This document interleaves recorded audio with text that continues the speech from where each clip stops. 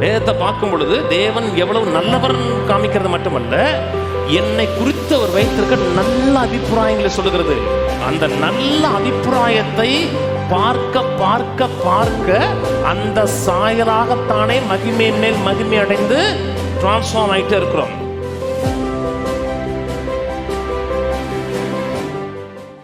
கர்த்தரே ஆவியானவர். கர்த்தருடைய ஆவி எங்கேயோ அங்கே விடுதலை உண்டு.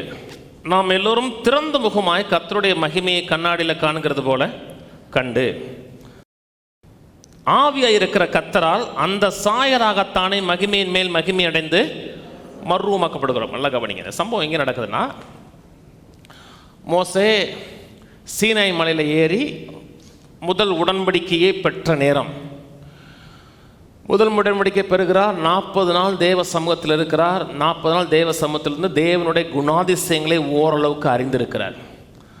அறிந்து மேலிருந்து கீழே வரும் பொழுது அவருடைய முகத்தில் ஒரு பிரகாசம் தோன்றுறது. அதுதான் அந்த மேலிருந்து பேசுகிறார்.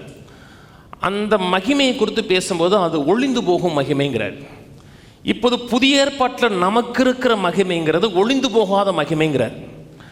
அந்த மகிமையை கண்டு ஆச்சரியப்படுகிறோம். மோசே தேவ சமூகத்தில் இருந்தான், தேவனை பார்த்தான், தேவனுடைய எண்ணங்களால் நிறைந்திருந்தான். அது எவ்வளோ பெரிய மேன்மை நினைக்கிறோம். ஆனால் அந்த மகிமையை பார்க்கலும் புதிய ஏற்பாட்டின் மகிமைங்கிறது ஃபார் பெட்டருங்கிறார். ஒளிந்து போகக்கூடிய மகிமையை பார்க்கலும் இந்த மகிமை மேலானது, சிறந்ததுங்கிற. கவனிச்சு வாங்க. 18 சொல்கிறார், நாம் எல்லோரும் திறந்த முகமாய் கர்த்தருடைய மகிமையை கண்ணாடியில் பார்க்கிறோம். கண்ணாடிக்கிறது தேவனோட வார்த்தை. தேவனோட வார்த்தையில் கர்த்தருடைய மகிமையை பார்க்கிறோம். எந்த மகிமையை பார்க்கிறீர்களோ அந்த மகிமையாக நாளுக்கு நாள் டிரான்ஸ்ஃபார்ம் ஆகிட்டே இருக்கிறோம், மாற்றம் அடைகிறோம். நான் சொன்னது புரியுதுங்களா? எந்த மகிமையை கண்ணாடியில் பார்க்கிறீர்களோ பார்க்க பார்க்க அந்த சாயலாகவே மாற்றம் அடைகிறோங்கிறார். 1 16 வசனம் வரை 2 உடன்படிக்கை கம்பேர் பண்ணிட்டே வர்றார். அதாவது சீனாய் மலையில் நடந்த உடன்படிக்கையும் இயேசு கிறிஸ்து மூலமாக செய்த உடன்படிக்கையும் சொல்லிட்டே வந்துட்டு அந்த மகிமை குளோரியை பற்றி பேசுகிறார். குளோரியை பற்றி பேசி முடிஞ்ச உடனே கர்த்தருடைய ஆவி எங்கேயோ அங்கே விடுதலை உண்டுங்கிறார். மகிமையை பற்றி பேசுகிறார். பேசி முடியும் போது எப்படி கொண்டு வரார் என்றால் விடுதலையை பற்றி பேசுகிறார். பாவத்திலிருந்து விடுதலை, தரித்திரத்திலிருந்து விடுதலை, வறுமையிலிருந்து விடுதலை, மனசோர்விலிருந்து விடுதலை, எல்லாவற்றிலிருந்து விடுதலை. எப்படி உண்டாகுது விடுதலை? மகிமையை பார்க்கிறோம். மகிமையை பார்க்க பார்க்க அந்த மகிமையின் சாயலாக நாளுக்கு நாள் மாற்றமடைந்து டிரான்ஸ்ஃபார்ம் ஆகிட்டே வருகிறோம். இந்த மகிமைன்னு சொல்கிறோம் இல்லையா? மகிமைன்னு சொல்லும் பொழுது 2 அர்த்தம் இருக்குது. பிரதானமாக 2 அர்த்தம் இருக்குது. பழைய ஏற்பாடுன்னு வரும் பொழுது இதனுடைய நேச்சர்.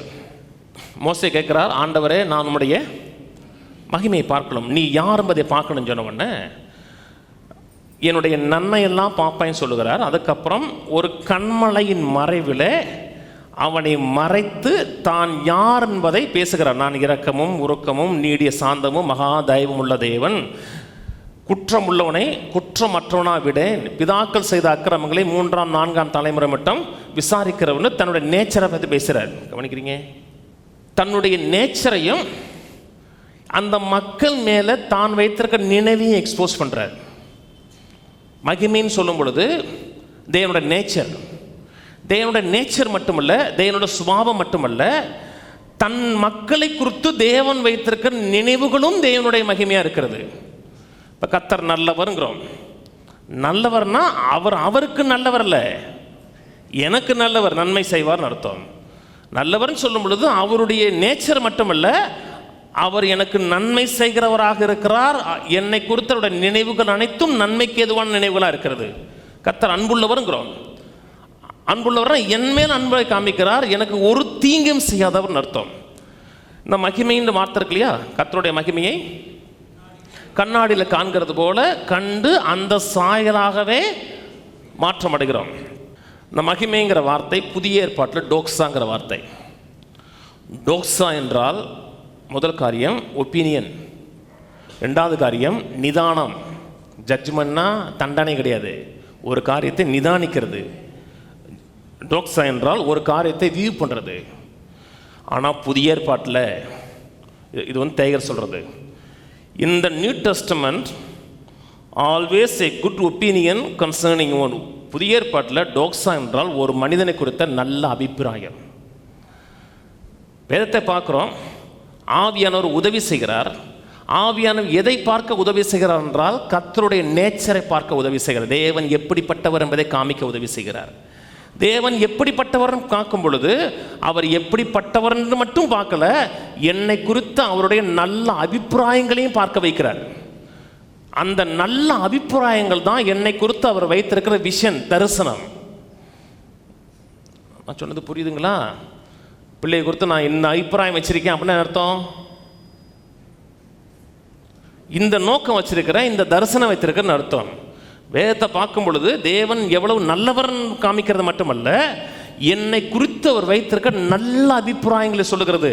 கெட்ட அபிப்பிராயம் இல்லை, நல்ல அபிப்பிராயம். அந்த நல்ல அபிப்பிராயத்தை பார்க்க பார்க்க பார்க்க அந்த சாயலாகத்தானே மகிமையின் மேல் மகிமை அடைந்து டிரான்ஸ்ஃபார்ம் ஆகிட்டே இருக்கிறோம்.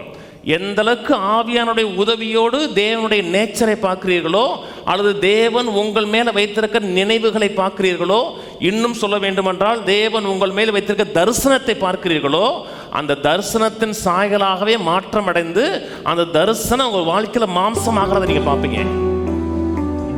தரிசனமாகவே நீங்கள் இருப்பீங்க.